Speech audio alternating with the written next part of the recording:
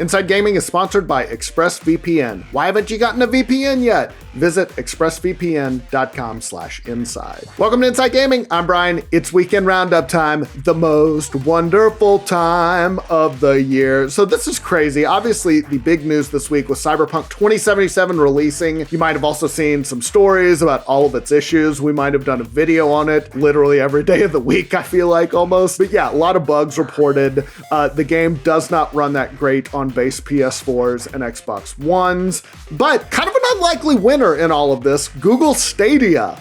I know this really is a headline here because its players have reported being very satisfied with the way the cloud service has handled Cyberpunk, which is a rarity these days for anyone to be happy about the way Cyberpunk is running. User the John16 reported on the subreddit that they were playing the game at 60 FPS and 1080p, which is honestly a lot better than a lot of console owners were getting performance-wise. Some console owners were even signing up for Stadia specifically to play Cyberpunk. User Minimus wrote that they were a new Stadia gamer and that they, quote, tried the game on PS5 and it looks like rubbish, they said. Couldn't handle that, so here I am. Kind of crazy that you would pick Stadia over PS5, but they did. The Verge went so far as to recommend Cyberpunk on Stadia, saying it shines on next-gen consoles and, of course, on Stadia. The Verge wrote, it may be hard to believe, but the Google Stadia version of Cyberpunk 2077 may be the best way to play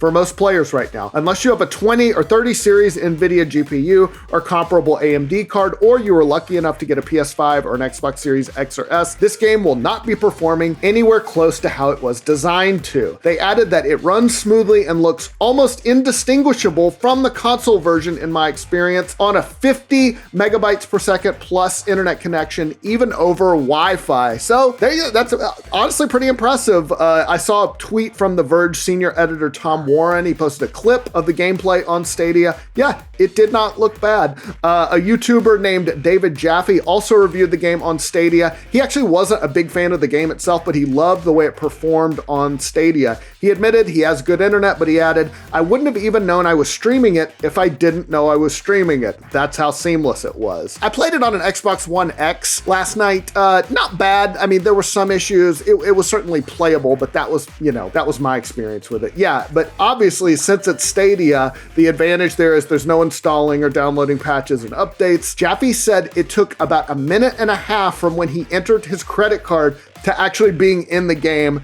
That's pretty insane. So, you know what? Maybe this is the moment for cloud gaming to shine because obviously lots of people are playing the game on outdated hardware and not having good results. And then the promise of a service like Stadia or xCloud, something like that, is that you can use their hardware and not have to worry about anything. So, you know what? I have done a lot of videos goofing on Stadia. Still not a big fan of their business model. I have my questions, but in this case, they're getting a very much needed dub. So there you go. Take your dub, Stadia. Let's move on. GameStop is continuing to shrink its business by a lot. GamesIndustry.biz reports that the retailer has closed more than 462 stores so far in 2020, and a total of nearly 800 stores closed over the last 2 years. Of course, they've been dealing with slumping sales for a long time now. You know that. The pandemic was another body blow that GameStop didn't need. For the third quarter, their sales were down 30%. Year over year. That's a lot. They had a net loss of $19 million. We'll see if they pick things up in the current quarter. It's the holidays, new consoles are releasing. Not that many people are going to GameStop to pick up one, but historically, yeah, this is the best time of the year for them, and they love new console generations because people obviously buy games and accessories for them. Good news for Destiny 2 players like myself, crossplay is coming in 2021. Bungie made the announcement on their website saying in a list that they were adding the much requested feature next year. Honestly, they kind of buried it. It was a huge update and they just sort of slipped it in there. We don't know yet how they'll implement it and whether all players will be lumped in together in one just big group, but still, it's good news. In the post, assistant game director Joe Blackburn talked about the new content that's coming to the game. Season 13 is coming in just a few months. Interestingly, they're also introducing DDoS protection to players on consoles. He wrapped up by saying 2020 has been a hard year for so many folks out there, and I hope that Beyond Light,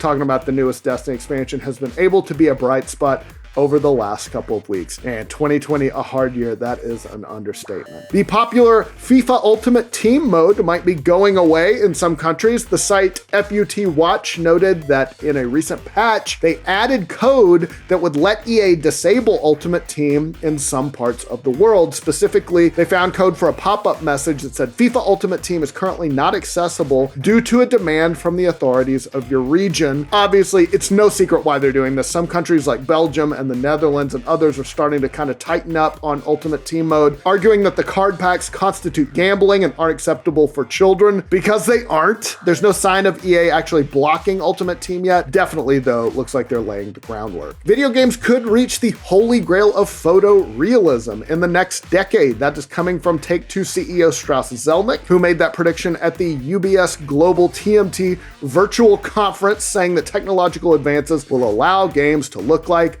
live action movies. What is that conference? I feel like that's only a conference for rich people to decide like what they're doing with the world next year. Zelnick said, "I think what you're going to see is technology will allow our creative folks to do things they've never been able to do before, including making games that look exactly like live action." Boy, those are going to be expensive and involve a lot of crunch, I bet. He went on to add that some of what we do now looks a lot like live action, but it's still animation. In 10 years, you'll have the option, if you want to make things that look completely realistic, all done inside a computer, never mind all the other advances technology will enable. And of course, Take-Two, parent company of Rockstar and 2K. All right, time for a 5-second review.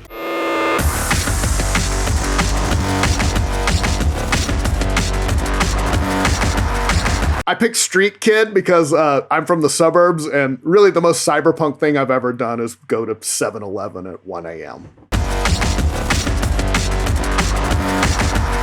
All right, let's talk about the games coming out next week. First up, Medal of Honor Above and Beyond. Take the fight to war-torn Europe in Medal of Honor Above and Beyond. The franchise returns to its roots, complete with a deep single-player campaign, multiplayer modes, and powerful interviews with survivors and veterans of the Second World War. It comes to PC VR December 11th. Space Invaders Extreme. Ooh, I remember this game. It has arrived to invade consoles with greatly improved graphics and interactive sound to deliver a new immersive experience. Packed with vibrant visuals and a pulsing soundtrack, it comes with 16 stages, devious invaders, fiendish boss fights, practice individual stages in free play, then boost your high score to new heights in arcade mode. Can you find all of the hidden bonuses? It comes to PS4 and Switch December 11th. In celebration of the Saga series' 30th anniversary, the first 3 games in the Final Fantasy Legends series are coming to the Nintendo Switch in one collection.